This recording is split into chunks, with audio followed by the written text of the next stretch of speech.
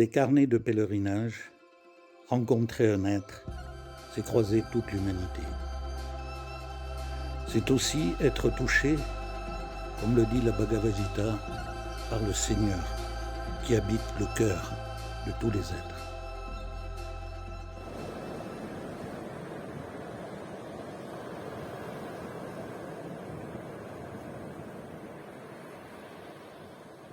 Les vagues du temps roulent le galet des jours jusqu'au silence. Sable d'écume, écume de cristal, la splendeur du voyage.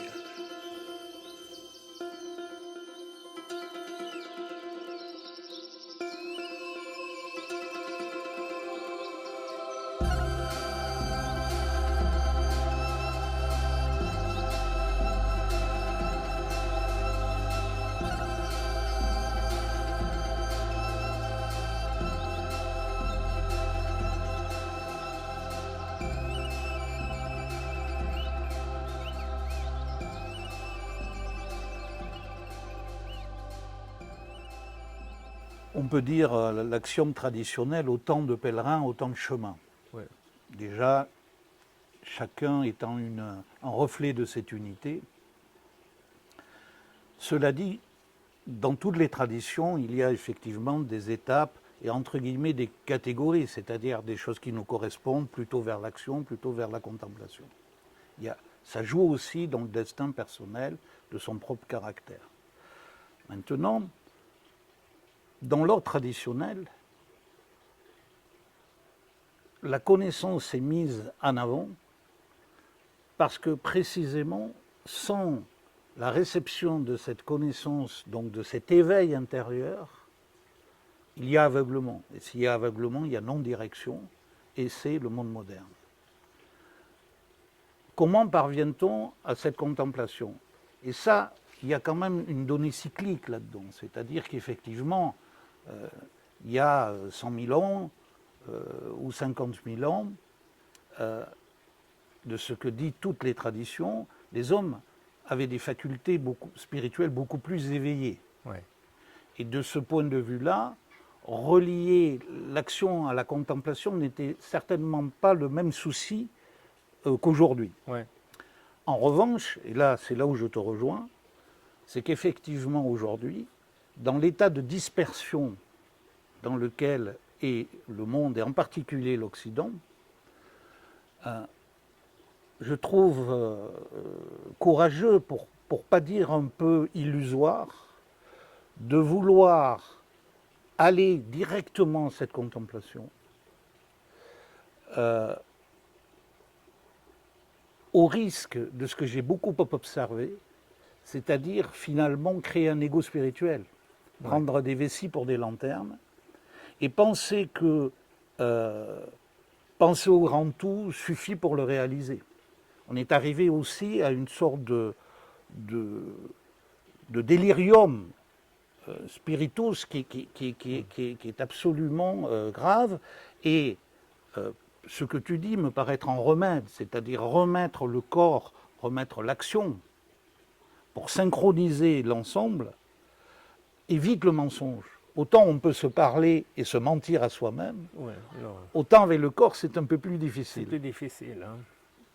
Est-ce que tu es d'accord avec ça? Oui, c'est plus difficile. Maître Shima dit qu'on peut tricher avec les yeux, on peut tricher avec la parole. Il dit c'est plus dur de tricher avec l'odeur. C'est très animal.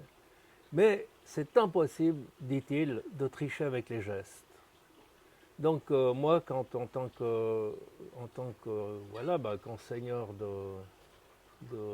d'arts martiaux, sagesse martiale, quand quelqu'un fait une démonstration à kata, par exemple, je vois son âme. Je vois son âme. Je vois aussi comment peut s'améliorer sa situation psychique, psychologique et tout, pneumatique aussi. Donc on voit, à travers les gestes, on voit des tas de trucs, hein, la marche, etc. Donc c'est assez extraordinaire. Mais tout ce que tu dis, moi j'ai été confronté, tu comprends, avec mes élèves à ça. Ouais, et aussi avec avec mon action professionnelle auprès des jeunes. Donc, comme j'étais thérapeute, moi, je devais réussir quand même à les aider à sortir du jus, quoi, du puits. Donc, ça devait être efficace, et ça ne pouvait pas être de la théorie. Donc, je me suis rendu compte très vite de ta pertinence par rapport à on peut se la raconter, puis gonfler son ego, naturellement, avec n'importe quoi, finalement. Hein. Donc, il fallait me trouver quelque chose qui nous permettait d'échapper à l'emprise du mental et à l'abstraction et à se la raconter, comme on dit. Donc, voilà, on se la raconte. On se la raconte. Comment faire en sorte qu'on ne se la raconte pas? Et finalement, comme tu l'affirmes aussi, le corps, quand tu commences à travailler avec le corps, tu ne peux pas dire n'importe quoi. Parce que tu peux ou tu ne peux pas. Et voilà, et ça se voit, et tu es en compagnie, tu peux dire je suis le plus beau, le plus grand, le plus fort, ça ne va pas, ça passe pas. Voilà. Donc ça a été un argument pour que je me tourne très jeune vers la sagesse martiale, très jeune. Et aussi, j'ai découvert quelque chose de stupéfiant, c'est que la pratique martiale implique la possibilité d'une gnose ou d'une connaissance. Si ça n'avait pas été le cas, je n'aurais pas pris ça. Mais par une pratique consciente, guidée naturellement, l'adepte développe des perceptions cognitives, donc une connaissance, de plus en plus affinée et subtile.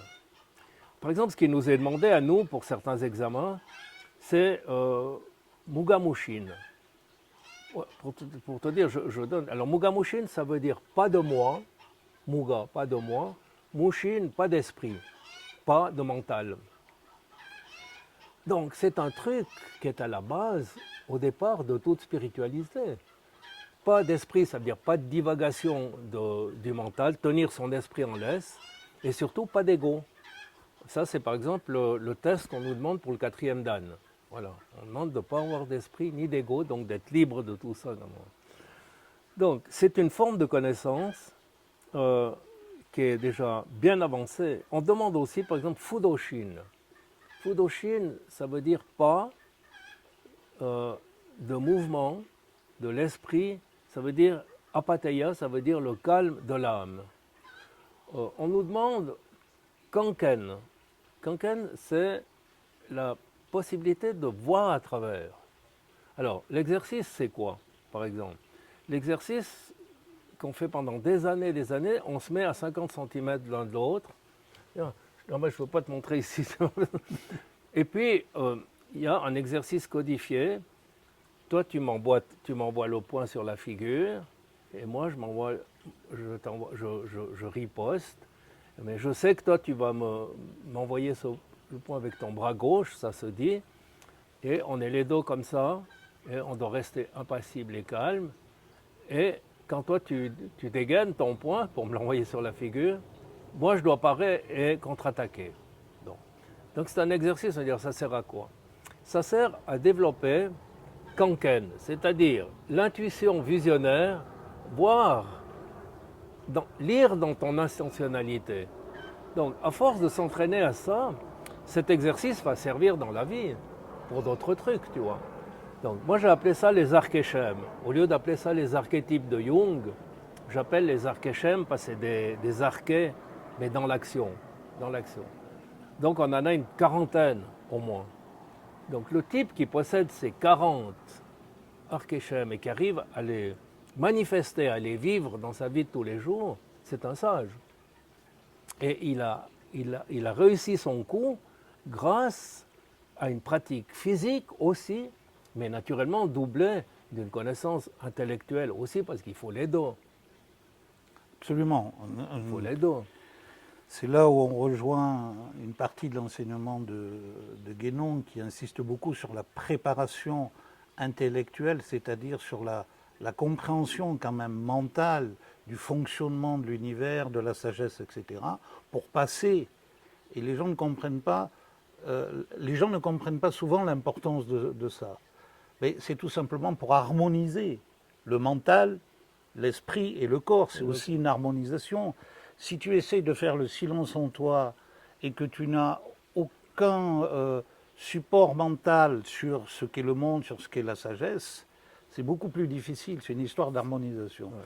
Je reviens sur ce que tu dis sur le corps parce que je pense que quand on voit le monde qui évolue avec l'IA, avec cette technologie de l'écran, on voit bien qu'il y a une sorte de déconnexion même de la Terre. C'est-à-dire on a déconnecté du ciel, on a déconnecté de soi-même en tant que cet homme tripartite, et maintenant on est en train de déconnecter de l'élément le plus grossier, celui de la Terre. Donc je pense, comme tu dis, qu'en revenant dans le corps, on aide aussi chacun à pouvoir se reconnecter avec une forme d'équilibre, parce qu'un homme qui n'est plus en contact avec la Terre, son équilibre est rompu. Ouais. Bon, je reviens à ce qu'on dit au Japon, dans le bouddhisme Shingon, ou le Shingon tout court, le bouddhisme Mahayana aussi. On dit le but, c'est un bouddhisme ésotérique, hein, donc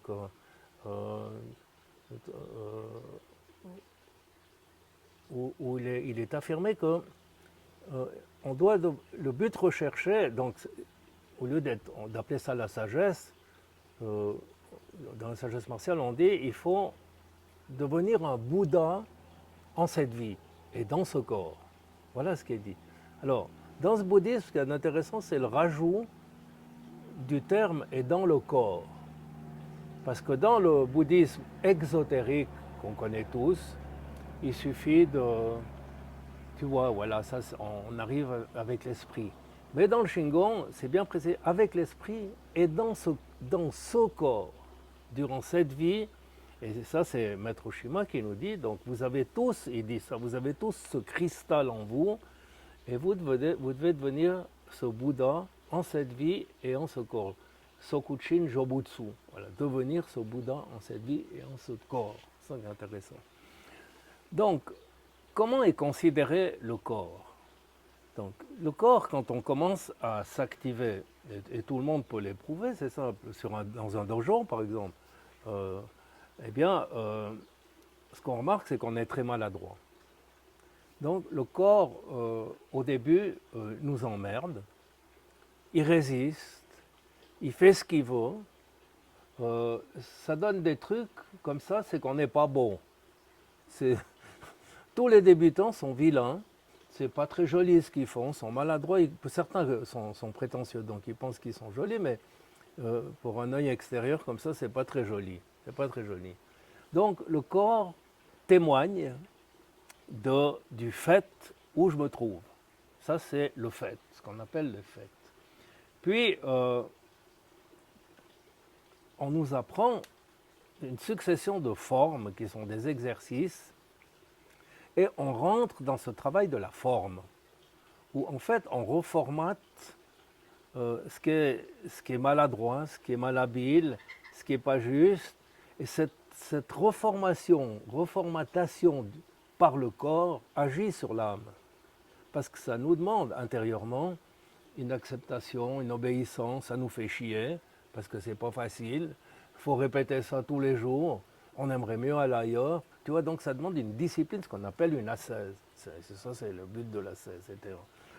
Donc, on passe par ce stade de la forme, puis, après tant d'années de travail, la forme est vécue.